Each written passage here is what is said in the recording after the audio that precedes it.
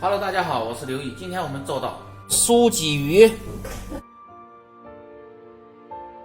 古酥肉烂，准备大蒜子拍破，生姜切大姜片，准备葱一把。今天做酥鲫鱼是2斤左右，做一个家常的汁儿，先放入甜面酱，放入黄豆酱，放入生抽，放入海鲜酱，放入料酒，把料子搅拌均匀。起锅烧油，油温5成热，先下入葱炸香，炸至微黄捞出。炸香的葱垫入高压锅的底部，炖出来的鱼更香。油温6成热，下入清洗干净、控干水分的鲫鱼。炸鲫鱼油温要高一点。鱼下锅不要动，让它先炸个2-3分钟。把炸好的葱放入高压锅中垫底。鲫鱼炸至定型的时候，稍微翻动一下，翻个面儿，稍微抖动一下。酥鲫鱼一定要炸得外酥里嫩，先把它捞起来，油温升高再炸一遍，油温升高再次复炸。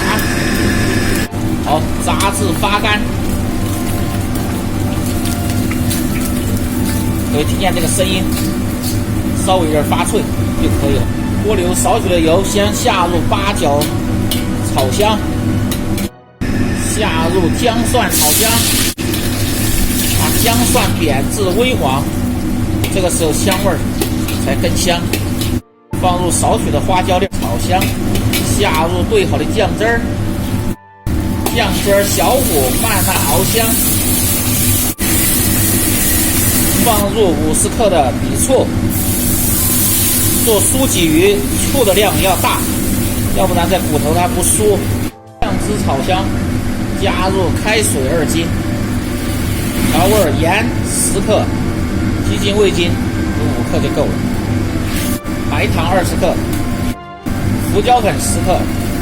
把炸好的鲫鱼摆在葱的上面，防止它压的时候粘锅。倒入汤汁，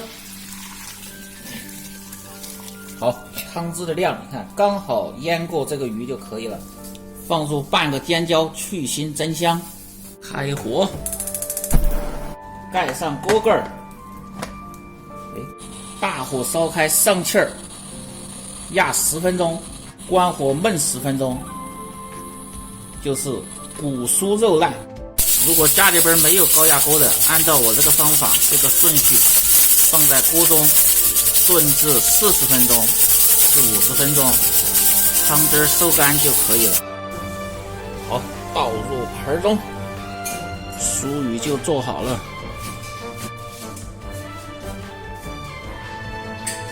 这个汤汁还可以泡饭。关注我，这里总有你喜欢的美食的做法。感谢大家的支持。